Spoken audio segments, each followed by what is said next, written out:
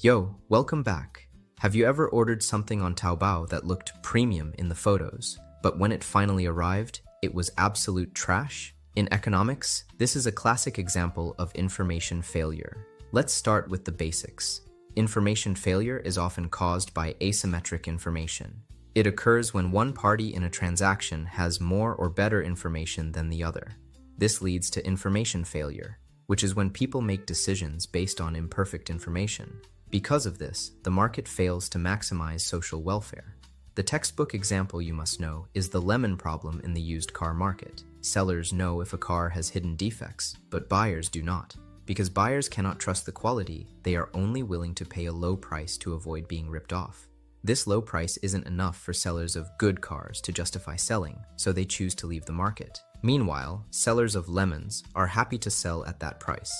In this case, poor quality products flood the market, while better quality products are driven out.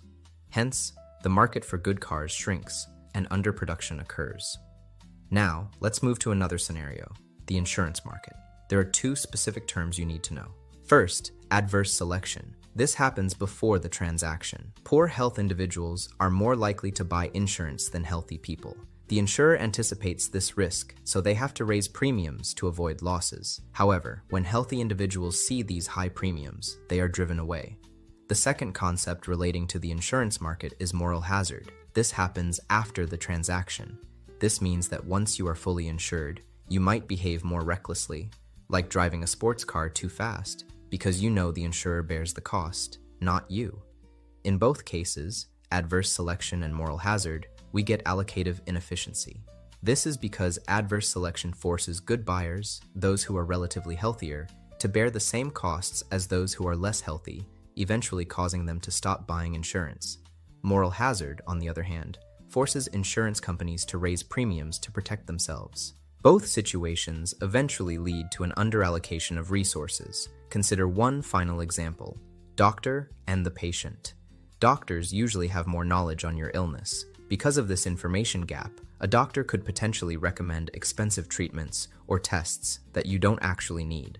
Since you cannot verify the medical necessity yourself, you end up paying for them anyway. This results in the overconsumption of healthcare services. To fix this, the government can use methods like regulation to ensure doctors do not provide unnecessary medication and to prevent car sellers from lying about vehicle quality. Additionally, they can implement mandatory product labels to bridge that information gap.